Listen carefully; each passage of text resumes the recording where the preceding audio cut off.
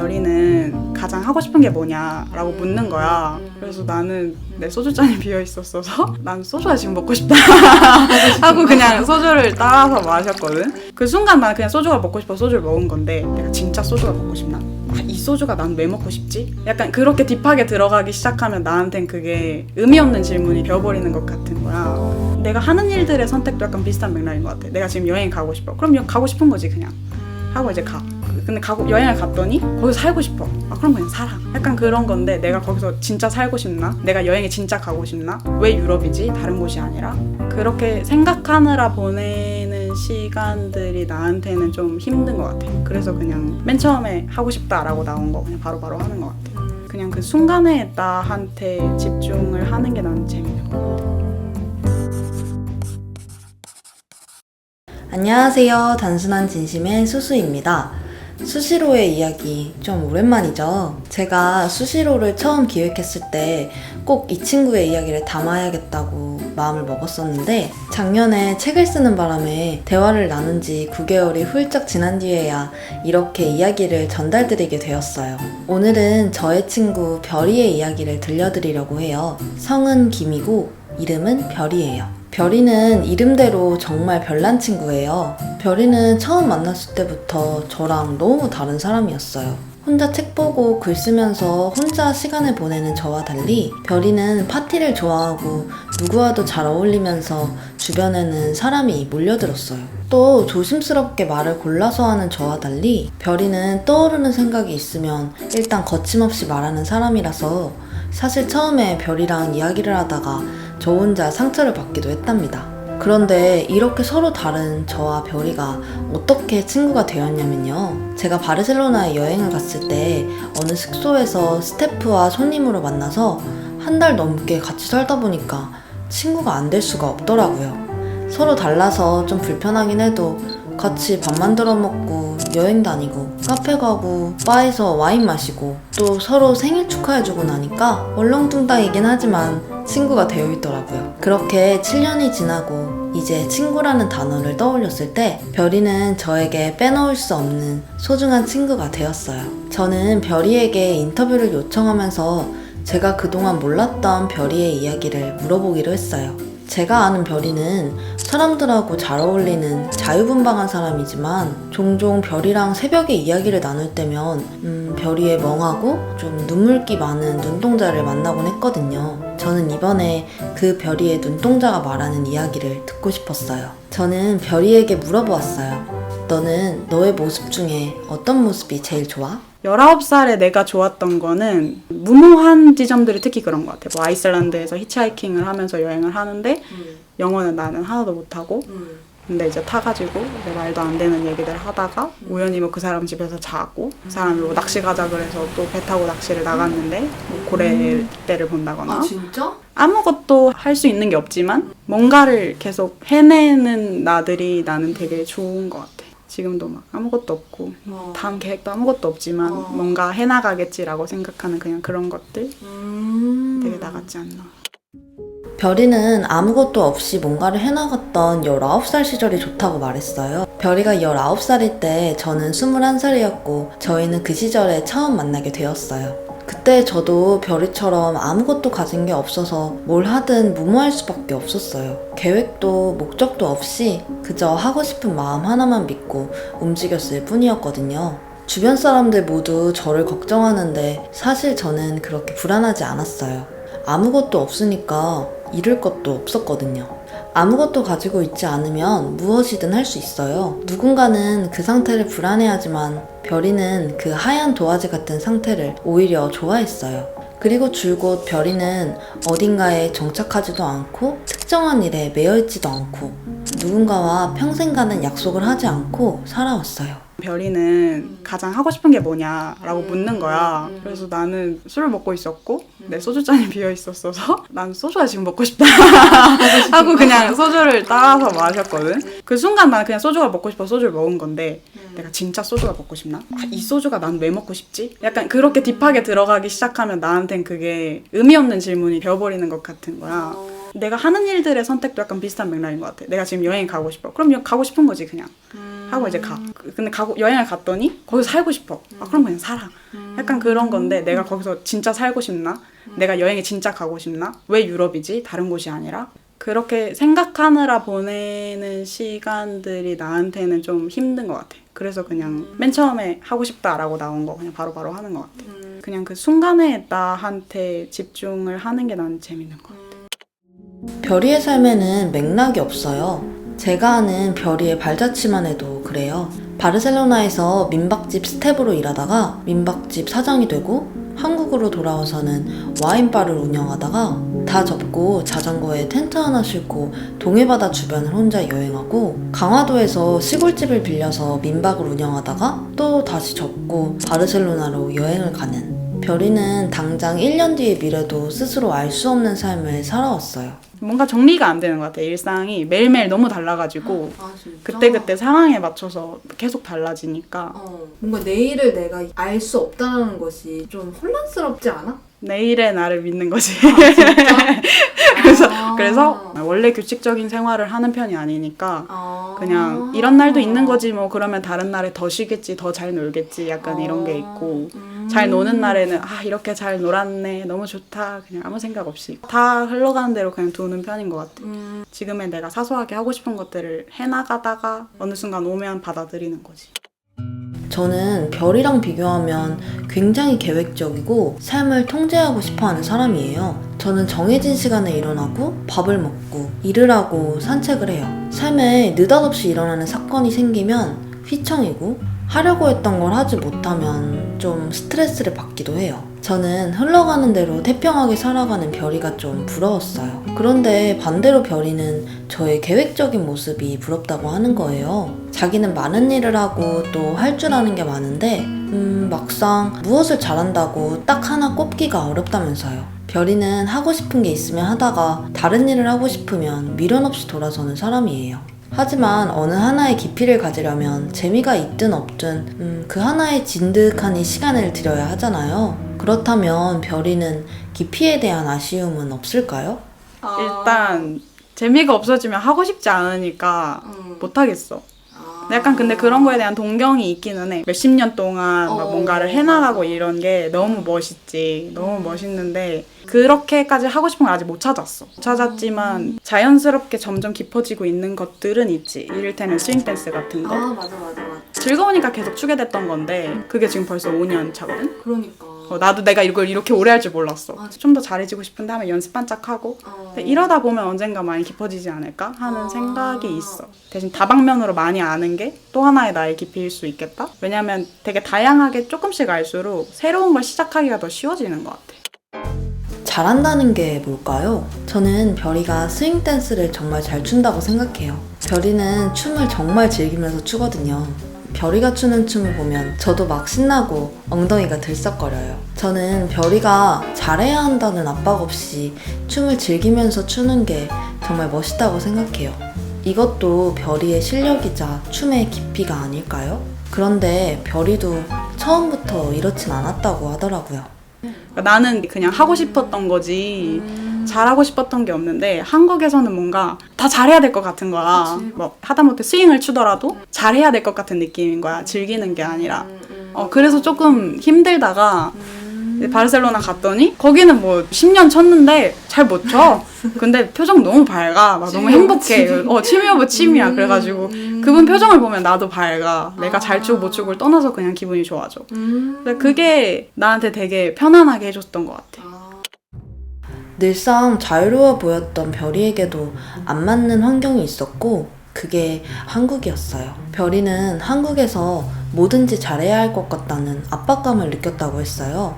어떤 환경에서는 나 자신이 꽤 괜찮은 사람으로 느껴지는 반면에 또 어떤 환경에서는 마냥 초라하고 못난 사람으로 느껴지는 거, 여러분도 그런 경험을 해보신 적이 있으신가요? 저는 그동안 별이와 부딪힌 환경에 대해서 물어보았어요. 초등학교 6학년 때부터 내가 선생님들이랑 많이 싸웠거든. 나는 이제 선생님들이 학생들을 사랑하고 가르침을 주고 이런 존재라고 생각을 하고 있었는데 실제로는 그렇지 않은 사람들을 마주하면서 그게 난 되게 못 참겠었거든.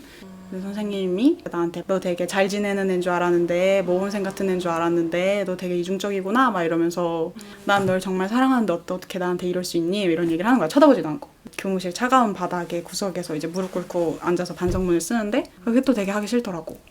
그래서 그냥 대충 잘못했습니다 그냥 적고 이제 집에 가서 선생님이 엄마한테 전화해주길 그냥 기다렸지.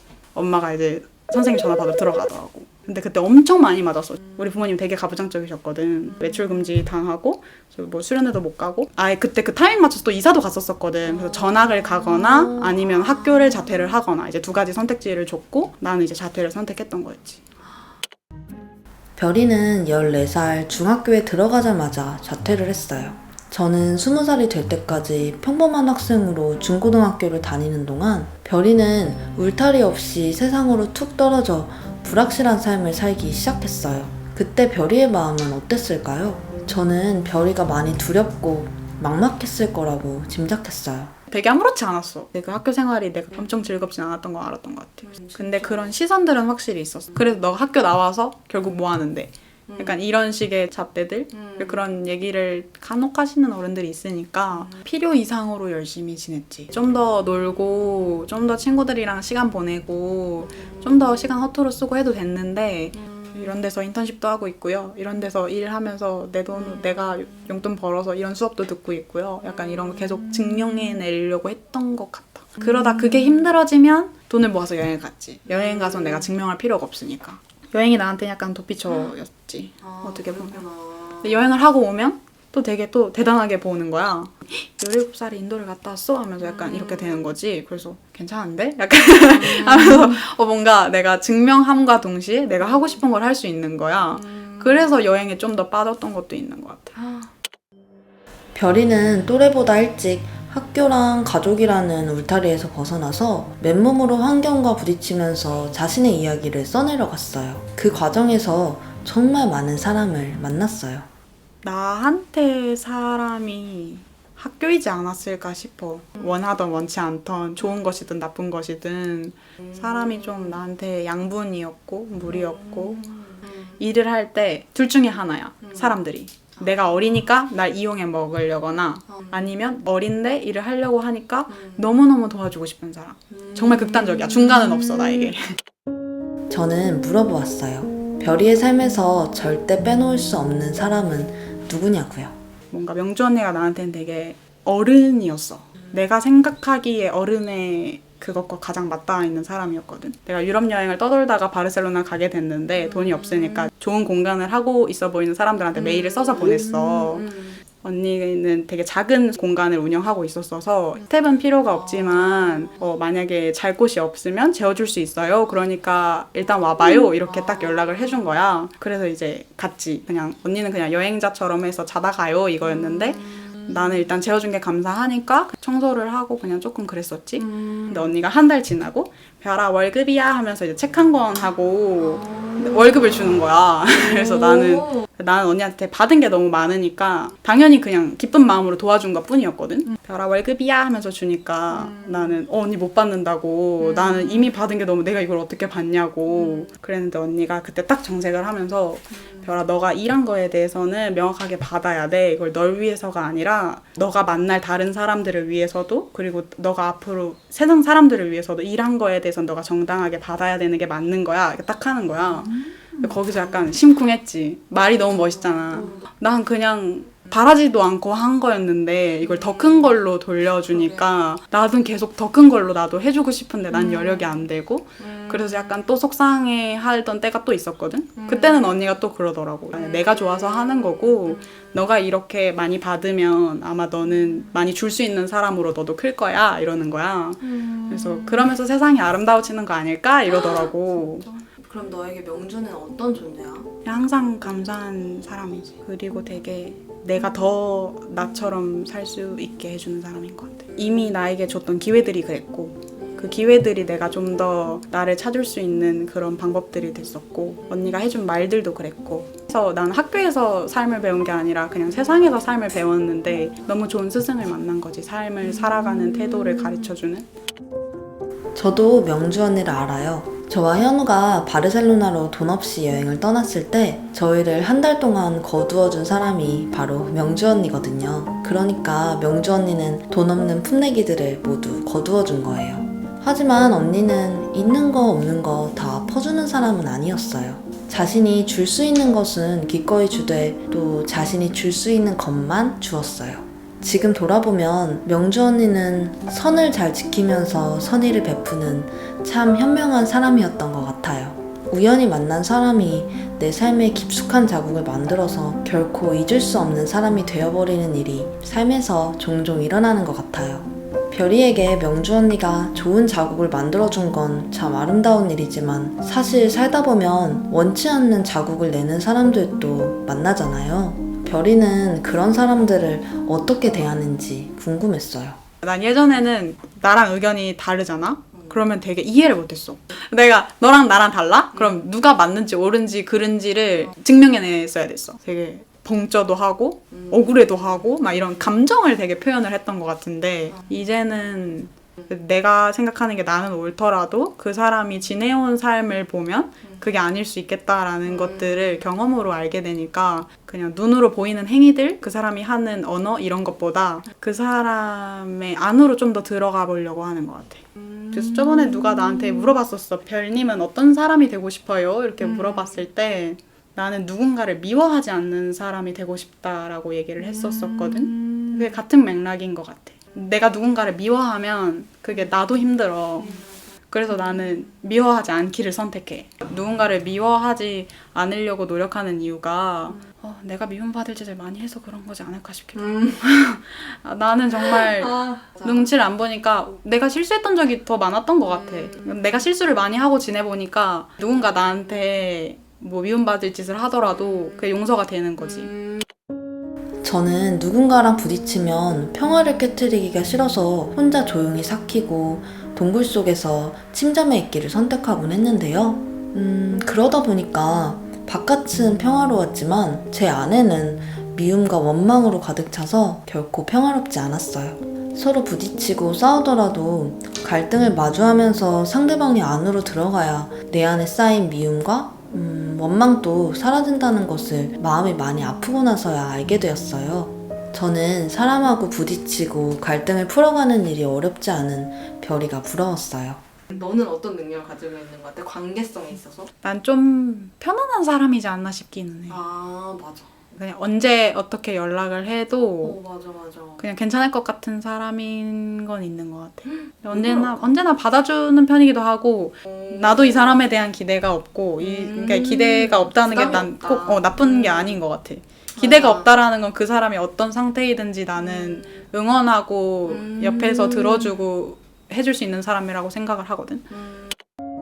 별이에게 갈등을 풀어가는 일이 어렵지 않은 이유는 관계가 언제든지 변할 수 있다고 생각하기 때문이 아닐까 싶어요. 지금은 서로 좋아도 언젠가 마음이 맞지 않으면 실망할 수도 있는 거고 서로 미워하다가도 다시 만나면 앙금이 풀릴 수도 있겠지 라고 생각하는 거예요. 하나의 관계에 하나의 이름표를 붙이지 않는 것.